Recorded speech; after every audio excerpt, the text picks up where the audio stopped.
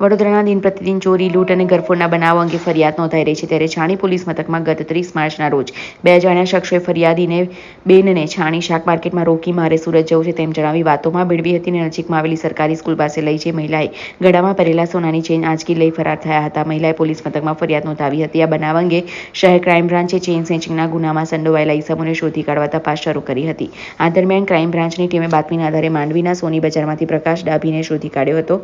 તેની ઝડપી દરમિયાન એક સોનાની ચેઇન મળી આવતા તે બાબતે પૂછતા તેની પાસેથી કોઈ આધારભૂત પુરાવા મળ્યા ન હતા.